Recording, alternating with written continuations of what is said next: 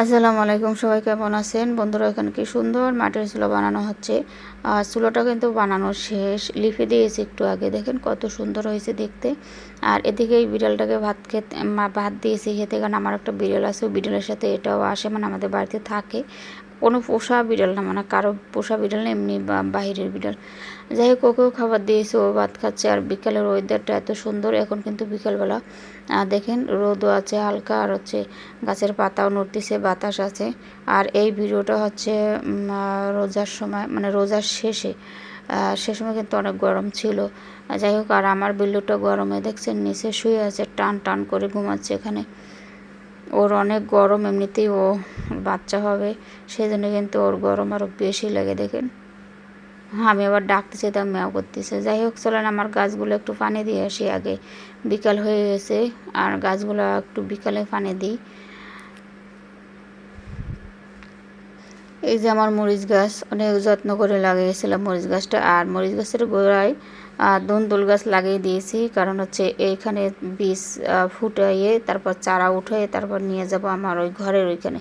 কারণ হচ্ছে ওখানে তো সবসময় থাকা হয় না, আর পানি দেওয়া হয় না, রোদ অনেক গরম, তো গাছ ফুটবে না, সেই জন্য এখানে লাগিয়ে দিয়েছি, যেখানে চারা হইলে ওখানে নিয়ে যাবো। আর এটা দেখেন আমার খেজুর গাছ, বিদেশি সৌদির খেজুর গাছের বীজ বুনছিলাম, সেটা দিয়েও কিন্তু চারা ফুটিছে।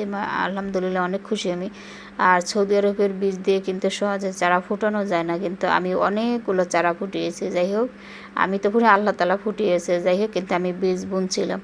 আমার বিল্লুটা ঘর থেকে নামার সাথে সাথে আমার বিল্লুটা দৌড়ে চলে আসছে। আর এই মরিচ গাছটা দেখেন এতটা লম্বা, ডালপালাও বেশি হচ্ছে না। ওর একবার মাথা ভেঙে দিয়েছিলাম, দুটো ডাল হয়েছে, তারপর আবার ভেঙে দিয়েছি, আবার ওরকমই।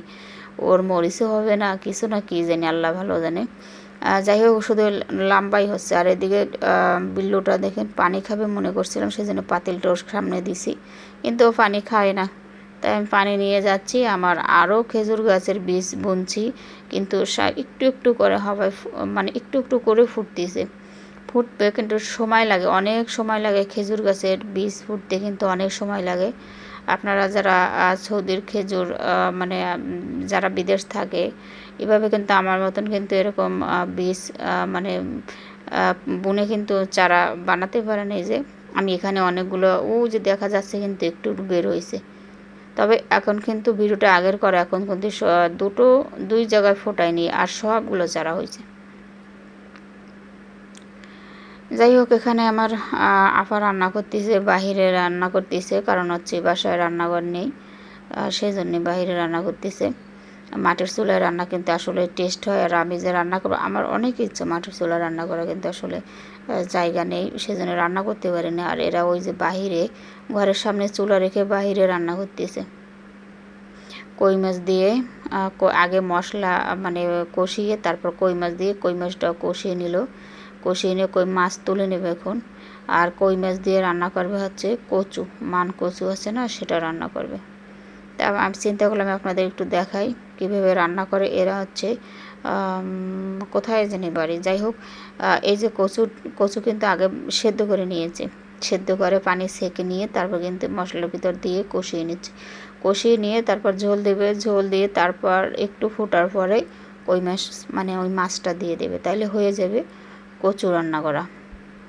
যাই হোক, সবাই সাথে থাকেন, রান্নাবান্না একটু শেয়ার করলাম, আর ঘরের কাজ কতটুকু হয়েছে সেটা শেয়ার করবো আজকে। সবাই সাথে থাকেন, দেখতে থাকেন।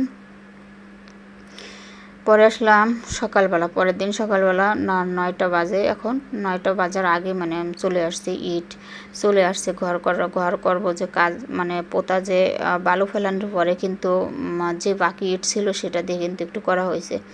আর এই ইট নিয়ে আসছে, এখন আবার ইট দিয়ে 5 ইঞ্চি গাঁথনি হবে, সেই জন্য ইট চলে আসছে, এক গাড়ি আনছে। এই এক গাড়ি দিয়েই আগে করব, তারপর আবার নিয়ে আসবো, কারণ এখানে ফাঁকা জায়গায় বেশি ইট রাখারও জায়গা নেই। এখন আগে প্রথম তো ইট পিছনে রাখছিলাম, কিন্তু এখন তো আর ঘরের জন্য পিছনে যাওয়া যায় না, সেই জন্য অল্প ইট নিয়ে আসছি, অল্প দিয়ে কাজ করা হবে, তারপর আবার নিয়ে আসবো। যাই হোক, এই যে এখন মেন রাস্তা, এখানে গাড়ি মানে এই পর্যন্ত আসছে গাড়ি, আর ওই ভিতরে যাবে না, কারণ ভিতরে তো বালু ফেলানো রাস্তায়, সেজন্য এখানে নামিয়ে দিয়ে গেছে। আর এখন এখান থেকে আবার ভ্যানে নিতে হবে। যাই হোক, ইটগুলো সুন্দর হয়েছে, এটা কিন্তু 1 নাম্বার ইট ধরে দেখতেছি আমি। আর গাড়িতে আনলে, বড় গাড়িতে আনলে ফালানোর সময় একটু ভেঙে যায়। যাই হোক বন্ধুরা, এই যে আমার ঘরের কাজ এতটুকু হয়েছে। আমার যে মানে ঘরের পোতা করার পর যে ইট ছিল, সেই ইট দিয়ে কালকে কাজ হয়েছে, কিন্তু মানে কালকে কাজ করার পর আজকেও করতেছে সেই ইট দিয়ে অতটুকু গাঁথনি হয়েছে, 5 ইঞ্চির গাঁথনি। আর এখন কিন্তু দুপুর হয়ে গেছে, রোজার সময়, তো এটা কিন্তু রোজার সময়। তা আমি এখন মানে 1টা বেজে গেছে, তা ওকে বলতেছি যে এই পাশ করবে না এই পাশ করবে, কোন পাশ করবে, ওই যতটুকু গোলানো আছে ওরা করেও চলে যাবে। আর আমি এখন আগেই চলে যাব, রোজার সময় রান্না করতে হবে। সেই জন্যে কিন্তু আমি ওদের রেখেই আমি চলে যাব, আর দেখাই দিচ্ছি কোন দিক কী করবে। আর এদিকে ইট কিনতে এই কয়টা, মানে ওই যে হেল্পার যে, সে কিন্তু মাথায় করে ইট আনতেছে। আর মানে এরপর ভ্যানে করে নিয়ে আসবে, মানে ওর কাজের ফাঁকে যে কয়টা আনতে পারে সেই কয়টাই নিয়ে আসতেছে। এইগুলো আনা হয়েছে। ইটগুলো খুবই সুন্দর পুরানো। আর প্রথমবার ইট আমরা ইটভাটা থেকে ইট কিনে নিয়ে আসছিলাম, আর এবার গোলা থেকে ইট কিনছি। যাই হোক, ইটভাটা এবার যাওয়া লাগে নাই। আর গোলা থেকে ইট কিনলে ইটগুলো বেশি ভালো হয়, কারণ ইটভাটায় গেলে ওরা মানে ইট অন্যরকম দিয়ে দেয়, যা মানে 1 নাম্বার কিনলে 1 নাম্বার দেয় না, মানে একটু ঘুরায়। যাই হোক, আর গোলা থেকে কিনলে ইটগুলো বেশি ভালো হয়। দেখেন কত সুন্দর, পুরো একবারে ভিতরে কালো কালো হয়ে গেছে। 1 নাম্বার ইট চেনার উপায় কিন্তু এটা একেবারে কালো কালো হয়ে যাবে পুরে। আর 2 নাম্বার ইটটা কিন্তু লাল বেশি থাকে। যাই হোক, এখন আমি বাসার দিক চলে যাব।